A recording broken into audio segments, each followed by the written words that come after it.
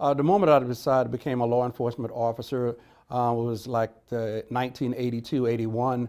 Me and four of my friends at Johnson C. Smith University decided to go into the field of law enforcement.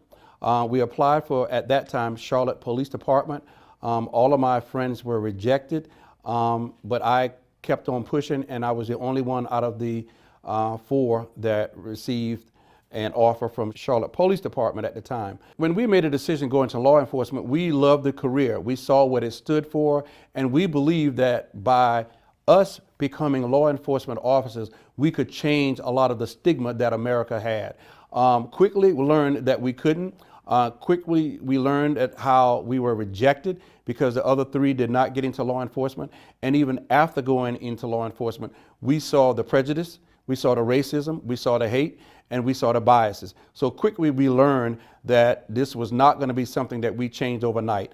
And now almost 40 years later, I'm still struggling with those same issues. Sometimes people ask me, have I been a victim of racial profiling? I have been a victim of racial profiling several times.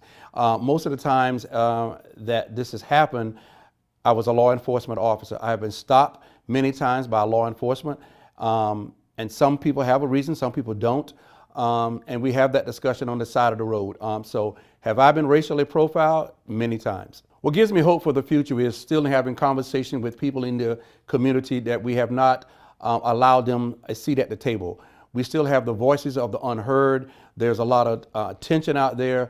And my hope is that we can ease that tension and become better citizens, better law enforcement agencies, and a better community. So I do have a lot of hope. In this time, as bad as it seems, I have a lot of hope because finally America is now seeing what it is when we say Black Lives Matter. One thing that I think that is very important that we need to understand that we in law enforcement do not want the police violence. We do not want the police brutality. And if we can help, and if we are allowed to help, we would.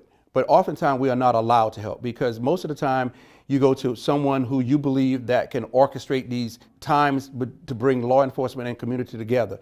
It will take the people on the streets and the law enforcement officers on the street to have these conversations, mainly because people on the streets having people voice their opinions, law enforcement having people like myself and other people who are in power voicing their opinions. Until we allow the people on the street and the officers on the street to have these conversations without all the barriers, we will not be successful. But we need to have more meaningful conversations, inviting people to the table, but also inviting people to the streets.